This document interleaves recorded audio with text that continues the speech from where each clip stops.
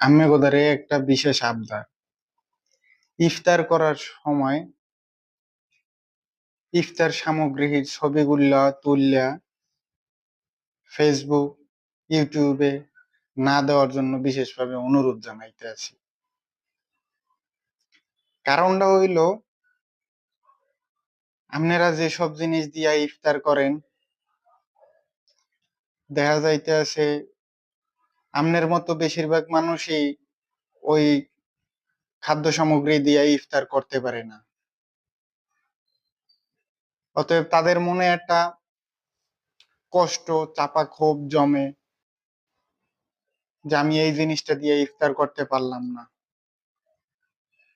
ঠিক আছে, এরাও মানুষের মনে একটা কষ্ট জাগে। দাদরা, আমনে গো ডাইন পাও, বাম পাও, মাঝখানের পাও, সব পাও গুলাই ধরি, আপনারা দয়া করিয়া এই রকমের কামগুলা আর করিয়েন না। আমনে যে দিয়া মন চায় হ্যাঁ দিয়া আমনে ইফতার করেন, কিন্তু আপনার ওই ফেসবুকে আপলোডের দরকার নাই যে আপনি কি দিয়ে ইফতার করতে আছেন। কথাটা মনে হয় বুঝাইতে পারছি। বুঝতে পারছেন? আপনি যে দিয়া মন চায় হ্যাঁ দিয়া করেন, আপলোডের দরকার নাই, কেউরে দেখাইনের দরকার নাই।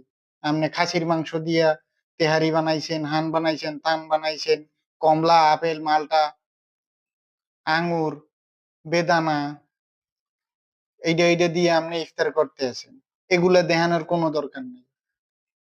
আপনি যে দিয়ে মন চায় হ্যাঁ দিয়া আপনার ফ্যামিলি নিয়ে খান। অন্য লোকজন যা দিয়ে পারে তা দিয়ে ইফতার করুক, ওই দেখানোর দরকার নাই। বুঝতে পারছেন? তা আপনি গো হাতও ধরি পাও ধরি, আপনারা এই কামগুলো আর করিয়েন না। ঠিক আছে? সবাই ভালো থাকেন। সবাইরে আল্লাহ পাক সবগুলা রোজা রাখার তৌফিক দান করুক।